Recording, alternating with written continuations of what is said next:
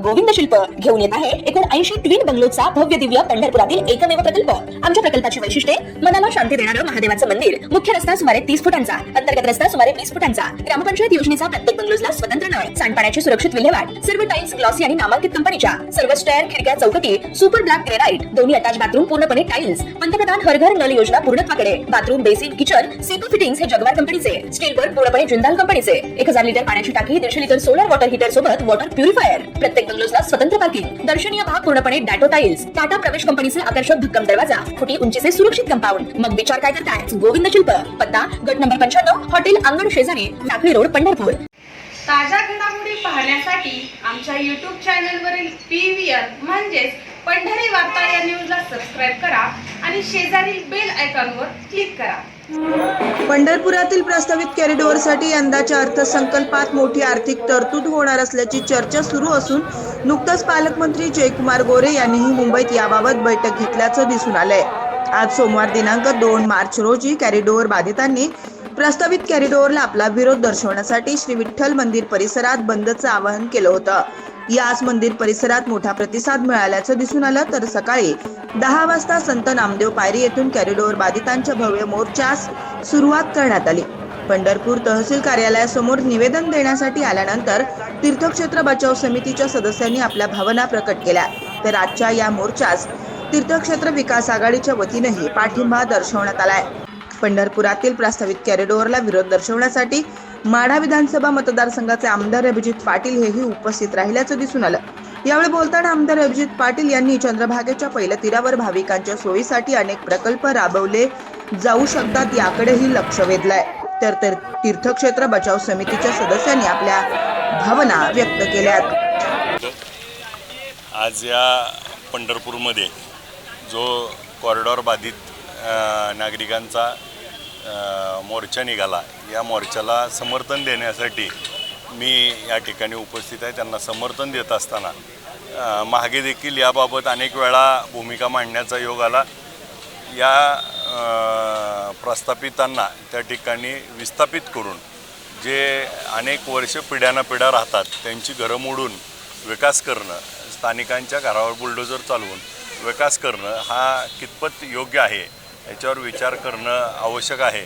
आणि सरकारला मागच्या काळात देखील कॉरिडॉरमध्ये पंढरपूरच्या पेरिफेरल, मग रिंग रोड असेल, पंढरपूरच्या बाजूला अजून नदीच्या पलीकड विकास अजून करायचा असेल तर यासाठी सुरुवात करावी आणि पंढरपूरच्या पलीकडचा विकास आधी करून या वारकरी हे त्या ठिकाणी येतात, नदीच्या अलीकडे येतात, दर्शन घेतील आणि पलीकडच्या बाजूला जर विकास केला तर त्या ठिकाणी या लोकांची घरं पाडण्याची आवश्यकता भासणार नाही।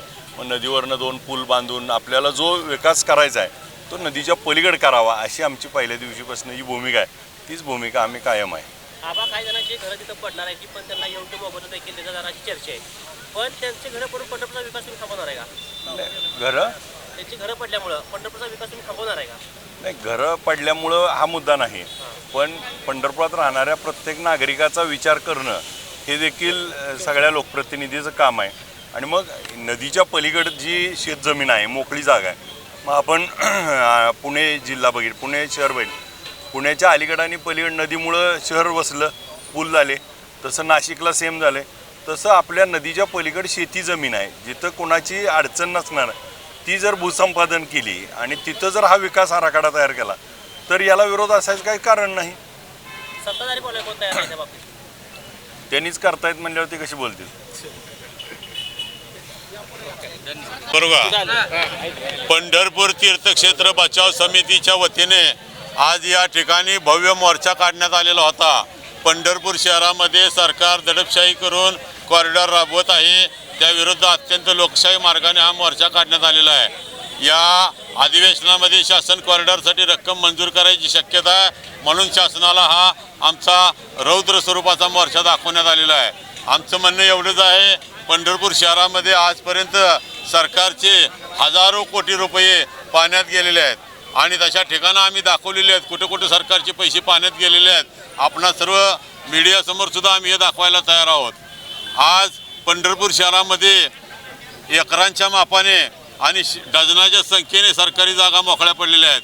त्या सरकारी जागा धूळ खात पडलेल्या आहेत।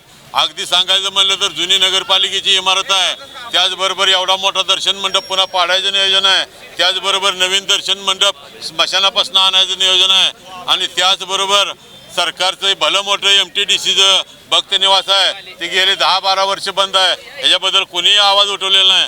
आणि असं असून तुम्ही आज आमची घरदारं पाडता. आज आमची घरदारं सिटी सर्वेला जरी आमच्या नावावर उतारा असला तरी आमची घरदारं ही आमच्या घरात उतरणाऱ्या वारकऱ्यांची आहेत.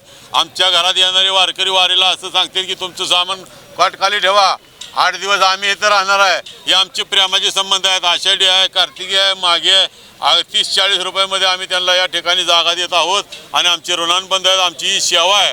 आम्ही जन्मजन्मी पुण्य केलं म्हणून आम्हाला या ठिकाणी भगवंतांनी शेजारी घेतलेला आहे आणि भगवंताची इच्छा हीच आहे की आम्ही वारकरी बांधवाची जास्तीत जास्त सेवा करावी. ही सेवा करण्यासाठी ही आमची घरदारं, ही नुसती घरं नाही, हे आमचं हृदय आहे. हे हृदय काढलं, पंढरपूर शहराचं मंदिर भाग ही हृदय आहे. हृदय काढलं तर त्या शरीराला प्रेताचं रूप येईल, तसंही हृदय कोणीही काढू नये आणि कॉरिडॉरमध्ये काहीही हित होणार नाही. यासाठी मी कुणाशीही कुठंही जाहीर चर्चा जुन्या पद्धतीप्रमाणे शास्त्रार्थ म्हणायचे तसं करायला तयार आहे. सरकारने आपलं मत सांगावं. या ठिकाणी माननीय आमदार अभिजितआबा पाटील साहेब आमच्या विनंतीला मान देऊन आलेले आहेत. त्यांनी या ठिकाणी आम्हाला सक्रिय पाठिंबा दिलेला आहे. नागरिकांचा जो मोर्चा आज तहसील कचेरीवर आणलेला आहे, खरं तर अनेक 2 ते 3 वर्ष झालं एक कॉरिडॉरची चर्चा आणि आंदोलन चालू आहे. त्यात काही लोक आपल्यातली परत घरी जातात. हे प्रशासन आपल्यामध्ये फूट पाडण्याचा सातत्याने प्रयत्न करत आहे. आता इथल्या लोकांना जर विचारलं तर कॉरिडॉर कसा आहे, कधी होणार आहे ह्याच्याबद्दल काही माहिती नाही. आजपर्यंत नगरपालिका जिल्हा प्रशासनावर सगळीकडे प्रशासक असल्यामुळं कुणीही लोकप्रतिनिधी त्या नगरपालिकेवर नसल्यामुळे त्याचा गैरफायदा घेऊन त्या जिल्हाधिकारी असतील आणि या प्रशासनाने या सरकारनं मनमानी कारभार करून सगळ्या मंजुऱ्या ह्या कॉरिडॉरसाठी घेतलेल्या आहेत. आता ज्या वेळेला स्थानिक स्वराज्य संस्था स्थापन झाली, पंढरपूर नगर परिषदेवर लोकप्रतिनिधी म्हणून आता आमचे सगळे लोक गेलेले आहेत. अशा वेळेला परवा तुम्ही एक मिटिंग घेतली आणि नगरपालिकेला जाणून बुजून तुम्ही त्या चर्चेतून दूर ठेवण्याचं पाप आणि कट कारस्थाने कूटनीती तुम्ही आखली. तरी सुद्धा आमच्या नगरसेवकांनी सभागृहामध्ये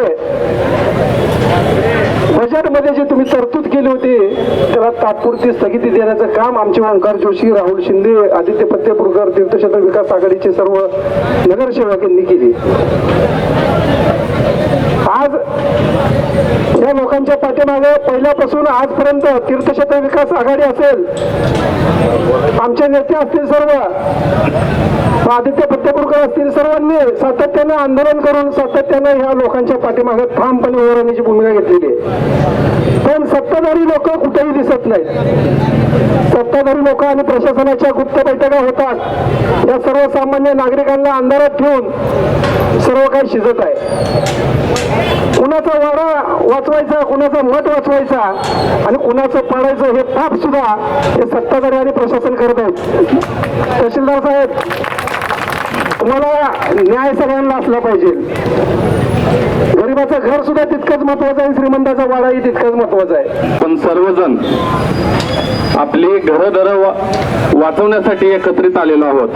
सर्वप्रथम मी घोषणा देतोय, सर्वांनी आपला आवाज या सरकारच्या कानावर गेला पाहिजे. सरकारच्या कानाचा पडदा फाटला पाहिजे. एक जिद्द,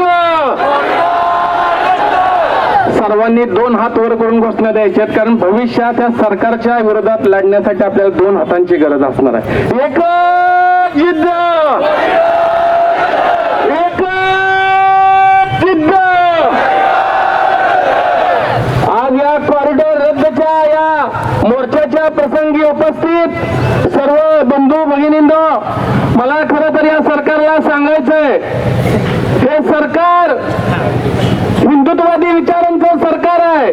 माझं या सरकारला आव्हान आहे, माझी विनंती आहे, या भागामध्ये राहणारे नागरिक हिंदुत्ववादी विचाराचे आहेत. तुम्हाला इथपर्यंत पोहोचवण्यासाठी यांनी रक्ताचं पाणी केलंय आणि याची जर जाणीव तुम्हाला नसेल तर हे मात्र चुकीचं आहे.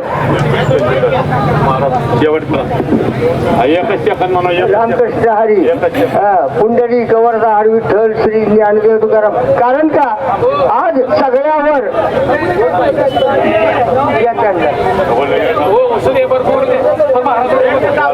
पाठिंबा सर्व जणांचा मिळालेला आहे. त्याच्यावर पहिल्यांदा सर्व बाधित लोकांचं स्वागत करतो. प्रथमतः जे सरकारनं कॉरिडॉरचा हा विषय काढलेला आहे, आज आमच्यासारखे तरुण इंजिनियर आहेत, डॉक्टर आहेत, सर्व असे ग्रॅज्युएशन झालेले पोरं आहेत, त्यांच्यासाठी जर रोजगार निर्मितीसाठी सरकारने काय केलेलं नाही. 10 वर्ष झाले सरकारने तिथे MIDC करतो म्हणून आमच्या सर्व शिकलेल्या अशा सर्व इंजिनियर लोकांना त्यांनी MIDC काढायचं सोडून तुम्ही असे कॉरिडॉर वगैरे असले विषय नवीन काढून लोकांचे ही करत आहेत. त्यामुळे तुम्ही अगोदर विकास जर तुम्हाला करायचा असेल तर पहिल्यांदा तरुणांना नोकऱ्या रोजगार द्या आणि मग तुम्हाला काय करायचं असेल तो तुम्ही विकास तुमच्या मंदिराचा काय करायचं असेल, धार्मिक करायचं असेल, सर्व करा. आम्हाला त्याचा विरोध नाही आहे. फक्त लोकांच्या ज्या जागा आहेत, प्रायव्हेट जागा आहेत, त्याला आम्ही कुणीही तुम्हाला देणार नाही. आणि पहिल्यांदा म्हणते या मोर्चाच्या निमित्ताने मी सरकारला तहसीलदार साहेबांना, प्रांत अधिकाऱ्यांना सांगू इच्छितो की तुम्ही पहिल्यांदा MIDC इथं बनवा, लोकांना रोजगार निर्मिती करा आणि मग तुम्हाला दुसरं काय करायचं ते करा. याच्या पुढे आम्ही कॉरिडॉर होऊ देणार नाही. ह्याला आमचा विरोध कायम असणार आहे.